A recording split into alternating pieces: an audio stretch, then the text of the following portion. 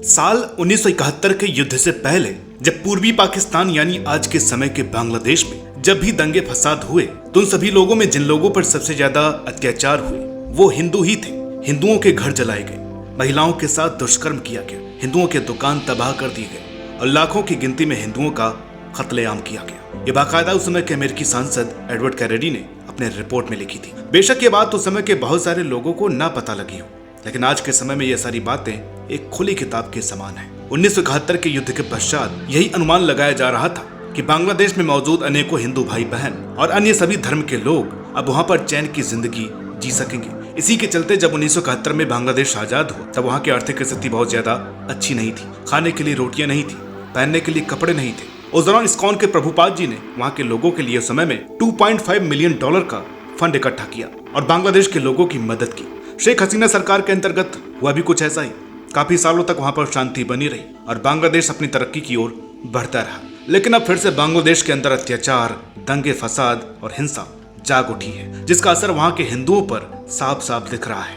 And hundreds of people protested in Bangladesh's capital against violence targeting minority Hindus in the country after the downfall of the Sheikh Hasina government. 2024 সালে স্বৈরশাসনের পতন হলো, তারপরে আমাদের আনন্দ মিছিল করার কথা ছিল। Thousands of Bangladeshi Hindus have been trying to flee to neighboring India to escape the violence.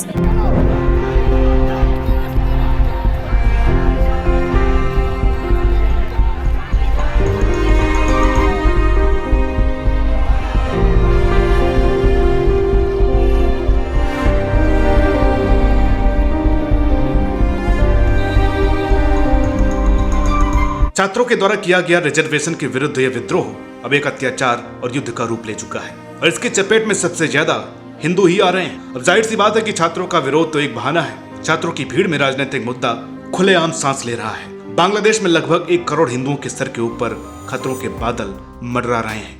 अनेकों हिंदुओं के दुकानों को बिना किसी वजह के लूटा जा रहा है। सरेआम हिंदुओं के मंदिरों को तोड़ा जा रहा है, आग लगाया जा रहा है, सैकड़ों घर जला दिए गए तो वही हिंदू महिलाओं के साथ भी दुष्कर्म किए जा रहे हैं। अनेकों हिंदू माताएं और बहनें चीखती पुकारती नजर आ रही हैं और जब इसके विरोध में वहां पर हिंदू समुदाय के लोग इकट्ठा होकर के हिंदुओं, सिखों और ईसाइयों की सुरक्षा की मांग कर रहे थे तब उनके ऊपर भी कड़ी कार्रवाई की गई और उनको भी नुकसान पहुंचाया गया। बांग्लादेश हिंदू बौद्ध ईसाई एकता परिषद के अनुसार 5 अगस्त के बाद 3 दिनों में खुलना, बागेरहाट, पटुआखाली, शरीयतपुर, फरीदपुर समेत बांग्लादेश के कम से कम 29 जिलों में अल्पसंख्यक समुदाय के घरों, व्यवसायों और पूजा स्थलों में तोड़फोड़ और लूटपाट की गई है। संगठनों का कहना है कि हिंदू समुदाय के खिलाफ हुए इन हमलों में कई लोग घायल हुए हैं। टाइम्स ऑफ इंडिया की माने तो बांग्लादेश के रंगपुर सिटी में आवामी पार्टी के नेता हराधन राय को जिहादियों ने मार डाला।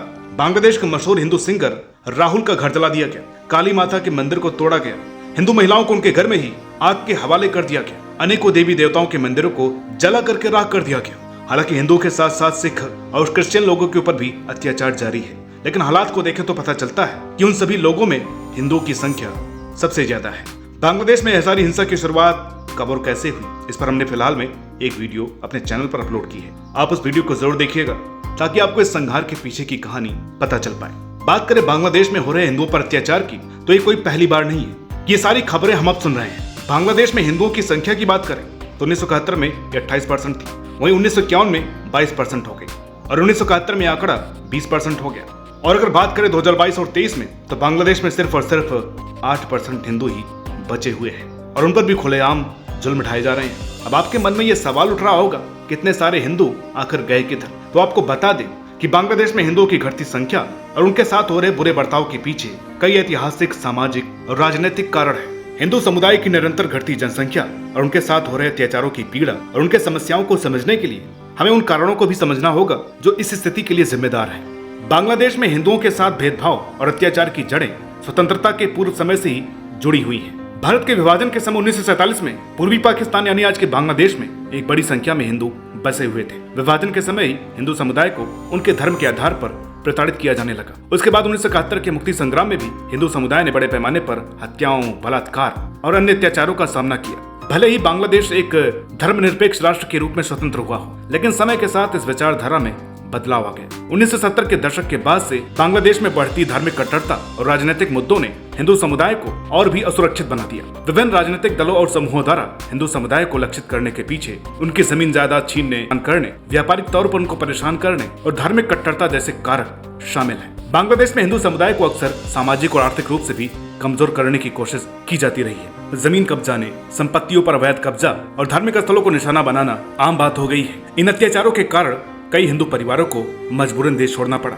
जिससे उनकी संख्या में तेजी से गिरावट आई। इसके अलावा ऐसे भी कई मामले सामने आए हैं जहां पर हिंदू समुदाय को स्थानीय समाज में उनकी धार्मिक पहचान के कारण विभिन्न प्रकार के भेदभाव और तमाम अत्याचारों का सामना करना पड़ता है। इन्हें शिक्षा, रोजगार और सामाजिक जीवन में बराबरी का दर्जा नहीं मिलता, जिससे इनके लिए अपनी संस्कृति और धर्म को बनाए रखना मुश्किल हो गया है। बांग्लादेश में हिंदू समुदाय के खिलाफ हो रहे अत्याचारों पर रोक लगाने में न्यायिक और कानूनी प्रणाली की भी बड़ी भूमिका है। अक्सर देखा गया है कि हिंदुओं के खिलाफ अपराधों की जांच या तो ढंग से नहीं होती या फिर दोषियों को सजा नहीं मिल पाती। यह भी देखा गया है कि सरकारी तंत्र या तो इन घटनाओं पर चुप्पी साधे रहता है या फिर इन्हें नजरअंदाज कर दिया जाता है। इस कारण हिंदू समुदाय में असुरक्षा की भावना और भी बढ़ जाती है। बांग्लादेश में हिंदू समुदाय के समाप्त हो जाने के पीछे एक बड़ा कारण उनका शांतिपूर्ण और सहनशील स्वभाव भी है। हिंदू धर्म में अहिंसा, सहनशीलता और शांति को बहुत ज्यादा महत्व दिया जाता है, इसलिए कई बार अत्याचार के बावजूद प्रतिशोध का मार्ग नहीं चुनते हैं। इसके परिणाम स्वरूप अत्याचार करने वाले समूह और भी अधिक साहसी हो जाते हैं और अत्याचार की घटनाएं बढ़ती रहती है। हिंदू समुदाय का बड़ा हिस्सा इन अत्याचारों को सहने के अलावा और कुछ भी नहीं कर पाता।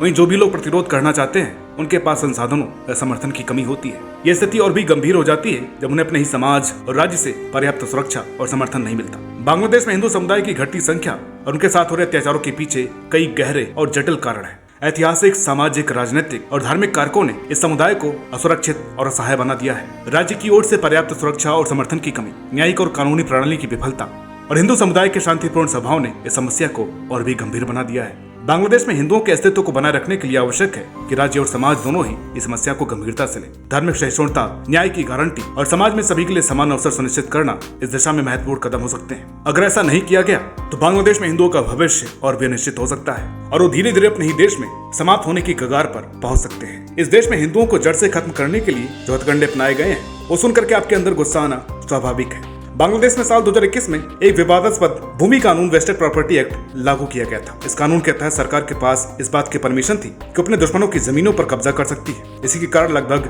26 लाख एकड़ जमीनें सरकार के हाथों में चली गई, जिसका एक भारी असर वहाँ के हिंदू परिवारों पर देखने को मिला। जब इसका विरोध किया गया तो इस कानून को रद्द जरूर किया गया, लेकिन सरकार अपना काम पहले की तरह ही करती आ रही थी। ऐसे तमाम अत्याचार और दबाव के कारण बांग्लादेश में हिंदुओं की संख्या दिन प्रतिदिन घटती ही चली जा रही है और ऐसा अनुमान लगाया जा रहा है कि इस बार अगर ये हिंसा नहीं रुकी तो बांग्लादेश में हिंदुओं की जनसंख्या खत्म होने में ज्यादा समय नहीं लगेगा। लेकिन मेन मुद्दे की बात यह है कि क्या हिंदुओं पर अत्याचार ऐसे ही होता रहेगा? वो पाकिस्तान हो, बांग्लादेश हो और कहीं न कहीं भारत ही क्यों ना हो। भारत के कई ऐसे राज्य हैं जहाँ पर हिंदुओं पर लगातार अत्याचार होते ही आ रहे हैं। बेशक आज भारत में हालात पहले से कहीं न कहीं बेहतर हो गए हैं, लेकिन पहले की बात करें तो दंगे फसाद में ज्यादा जाने हिंदुओं की ही जाती थी। देखिए, मुद्दा बहुत ही ज्यादा गंभीर है। हम आज लाख बात कर लें कि इसका हल राजनीतिक मुद्दों से निकाला जा सकता है, लेकिन 100% इसका परिणाम राजनीतिक मुद्दा या फिर सरकार बिल्कुल भी नहीं कर सकती है। इसमें कोई शक की बात नहीं है कि हमारी सरकार के द्वारा सीए लागू करके पड़ोसी मुल्क में मौजूद हिंदू, सिख और ईसाई भाइयों को यहाँ पर नागरिकता दिलाने की कोशिश की गई, लेकिन सभी हालात को देख करके ऐसा लगता है कि इसका असर बहुत ज्यादा नहीं हुआ है। तो इससे एक बात साफ जाहिर होती है कि कानून के लागू होने से अत्याचार